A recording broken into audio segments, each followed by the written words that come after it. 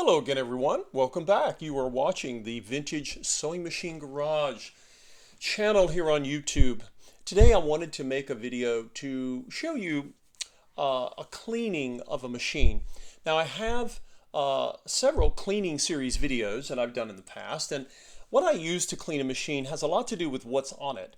Sometimes the buildup of staining or crud, for lack of a more technical term, can be pretty amazing, and in those situations, I have used things like lanolin hand cleaner, the non-pumice variety. But in this particular instance, I'm going to try to use what is essentially one of the least invasive and yet incredibly effective cleaners. It is sewing machine oil. And sewing machine oil, fresh sewing machine oil, I use that because what is essentially here, this was, of course, you're seeing the back of the machine, obviously, and this is where the motor was mounted. And it's possible that motor's never been taken off of its mounting since it left the factory. And, you couldn't really see this back pillar. And so, the original owner or owners did not bother to remove it, and I don't blame them. But this is a machine that I have purchased with the intention of overhauling the machine, giving it a full overhaul, restoration, and conservation. So a couple of things to mention to you. You're going to want to have sewing machine oil, otherwise known as light mineral oil, and you're going to want some old rags. These are fabric remnants that I use when I'm doing test stitching. This is 100% cotton from a pair of trousers, and it has a bit of a texture, denim-like texture to it.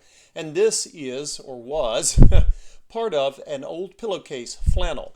Now, how much you use in terms of sewing machine oil is really is up to you. Be careful and mindful. These paint finishes are quite delicate. Now, when I say delicate, obviously, someone sewed on this machine and it's still here. But these are not industrial paint coatings. And you always want to use something that is the least aggressive, the least invasive technique that you can. Sewing machine oil is that. In fact, the buildup of old oil that's sitting here from back when the motor, this is the back of the machine, and the motor, it was mounted here. I think I may have been the first person to actually take the whole motor mounting off. And so we're going to get in here because this area clearly has a buildup of old dust and crud, and it's time to get rid of it. And so sewing machine oil should be very useful because often the film of the dirty film that's on your machine is a combination of old sewing oil and dust. Normally, you might even have pet hair, who knows.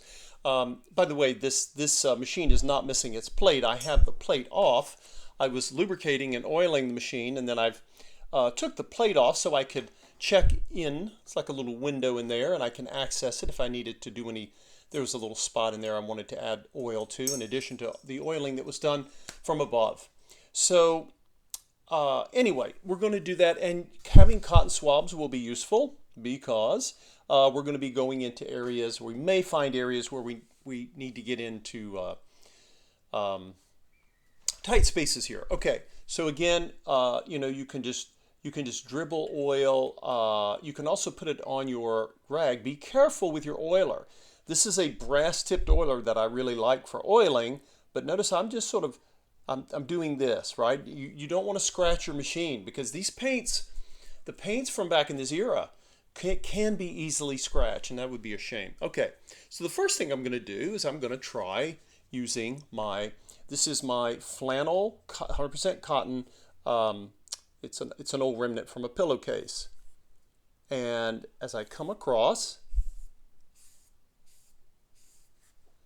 look at that. Look at look at that black filth that's coming off of there.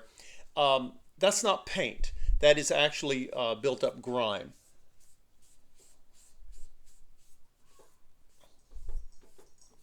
Now, some of you may have seen in some of my videos where I go and I do touch-ups, paint touch-ups. this machine has, I may have pointed this out in an earlier video, there's a paint chip right here. I suspect that happened in the past because someone, I don't think they completely removed the motor, but they loosened it to change the belt because it does not have its original belt. And when they did, they dropped it and it chipped the paint. And you'll see it right there.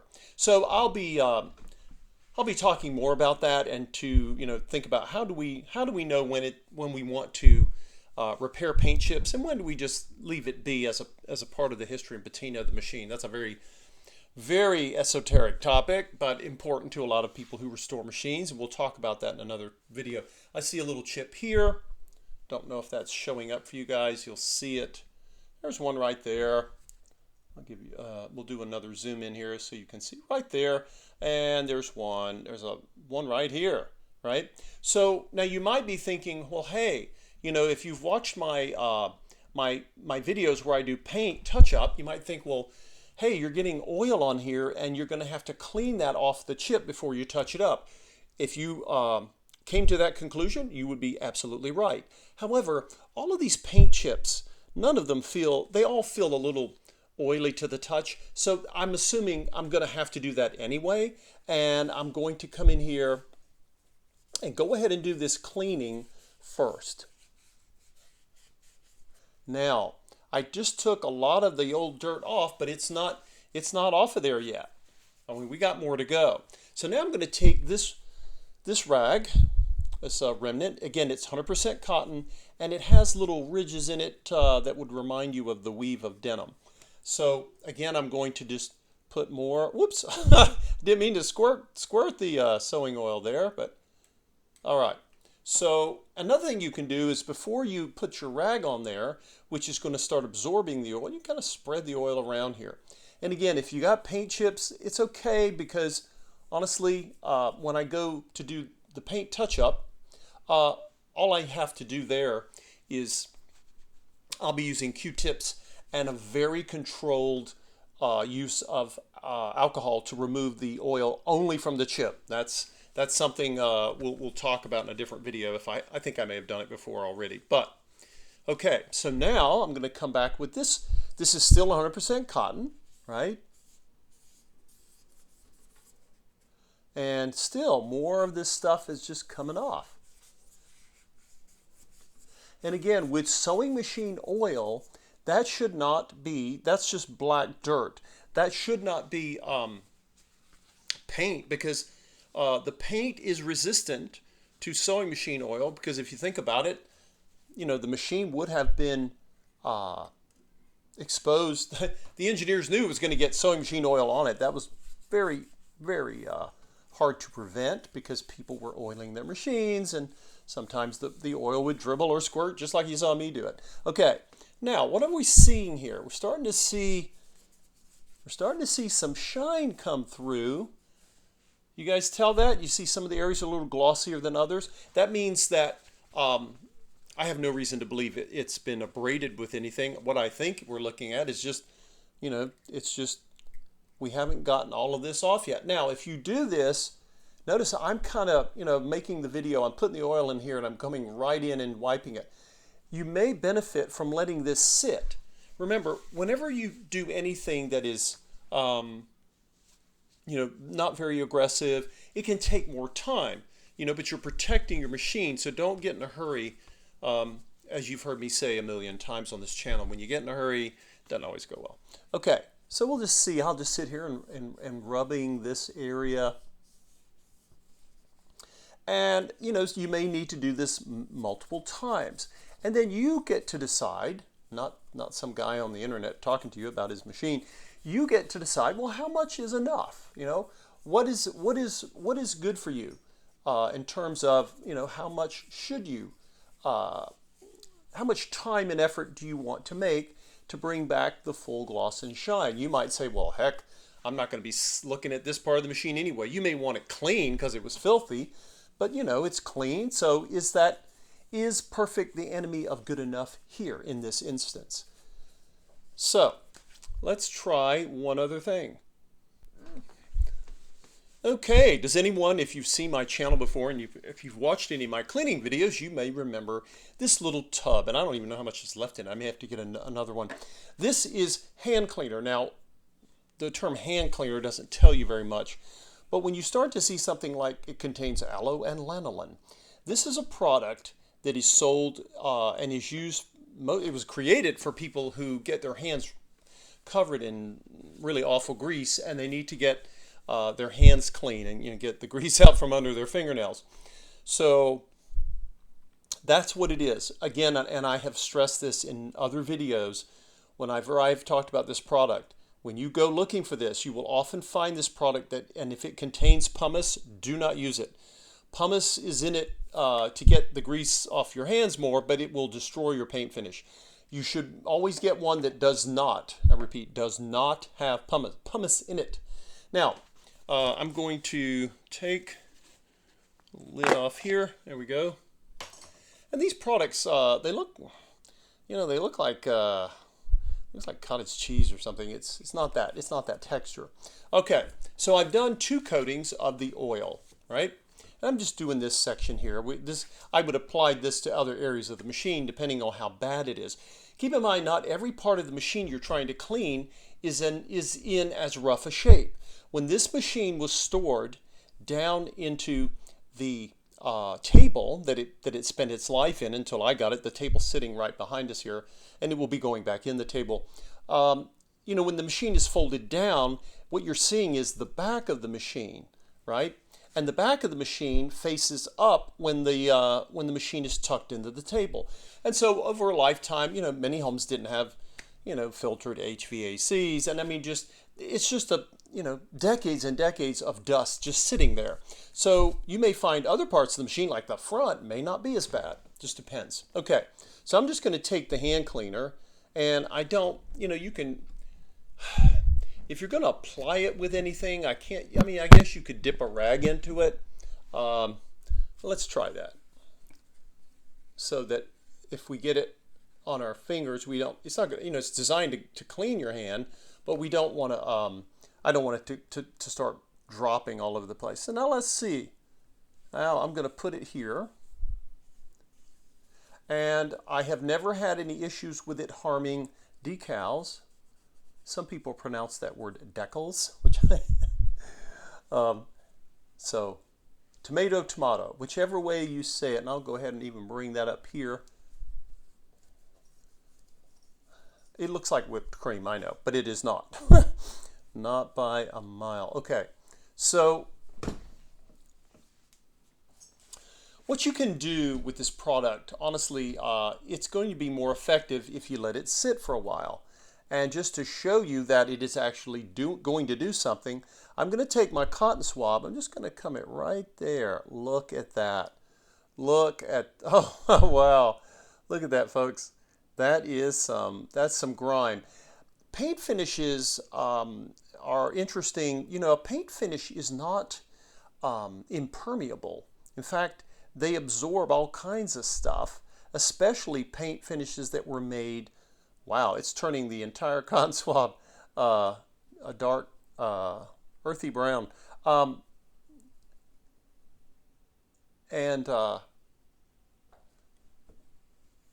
Okay, wow.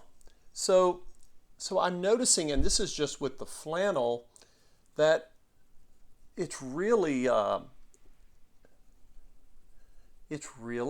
look at that. You can even see, I don't know if you guys can see this, but that white hand cleaner is starting to turn color. So it's definitely having an effect. Now, granted, I just put it on. I wasn't going to have you watch hand cleaner does work in a time-lapse video or anything like that, right? So that is amazing. Now, you might think if you're watching this, you think, well, why should I even bother with sewing machine oil? Because different parts of the machine may not even need the hand cleaner. Sometimes, you just need to dampen a cloth and wipe your machine. Or you can use, again, sewing machine oil. What you want to do is avoid solvents. Wow, that hand cleaner worked pretty well. In fact, I think it's basically removed all of the filth that I was looking at here. Now, it did it here. I've had other machines where I've had to apply hand cleaner and let it sit for a couple of days and then go back and do it again. So I guess that's, if there's any lesson here, and then I can even come back now that I've done all of this. Is there anything else? Yeah, I'm just going to come back with a little sewing oil, see if that picks up anything else now that the hand cleaner has sort of moved a lot of the, oh wow. And you can get a nice buffed sheen with the oil. It's not the same as wax or polish, but yeah, the oil was still picking some stuff up here, and there we go. That's not too bad. Now again, will your machine respond the same way? It should, but it doesn't mean you're going to get results that take you, what is this? We're 15 minutes into this video. It's going to vary. My own experience, I have to say, it varies. I'm just getting this little stuff down here in the nooks and crannies down here. It depends on how dirty the machine is, how long it's been sitting with that filth on it, and where it was stored. There are all these variables, but in the end, that's not too shabby. I don't think. I'm quite pleased with this. And again, sometimes you'll use the hand cleaner and it might look like it has a little bit of a haze. It's not a haze like you get when you're using polishes and waxes. No, what you're seeing is that you still have some of that lanolin in the cleaner on the paint finish itself. And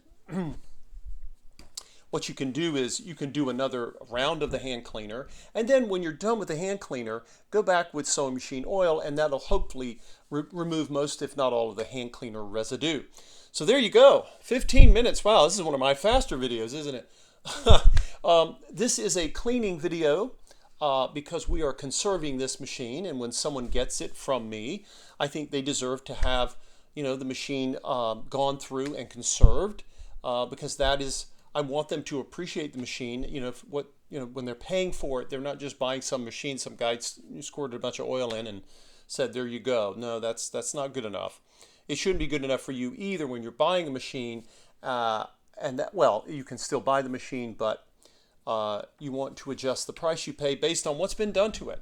So if you have any experience with other products, feel free to share them down there in the comments. But again, for those of you who are wanting to clean your sewing machine, go slowly, do not get in a hurry, and do not use the strongest stuff. You don't just use something, well, that's what I had around. No, stop. If you don't have hand cleaner, or you don't have sewing machine oil around, which you really should if you have a vintage machine, do not be tempted to use whatever cleaners under your kitchen sink. Do not.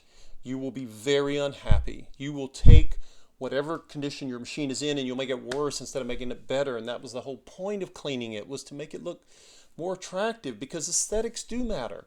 That's what everyone I've ever met who's gotten a machine from me tells me. They care about the way the machine looks.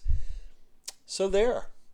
Anyway, thank you all for supporting the channel. If you haven't subscribed, please do so. And if you have not supported the channel with a donation, if you would please consider donating to my Buy Me a Coffee page. And it's linked to the channel in every one of the videos, including on the channel's home page. You just click on it. It takes you right to my page. You don't have to do all of these different clicks, and you can donate at whatever level you believe in supporting the channel with. And I appreciate all of you watching this. Cleaning videos are one of the most popular categories of videos on this channel. I should probably do more of them. And I think we will. So thanks again, everyone, and we'll see you next time.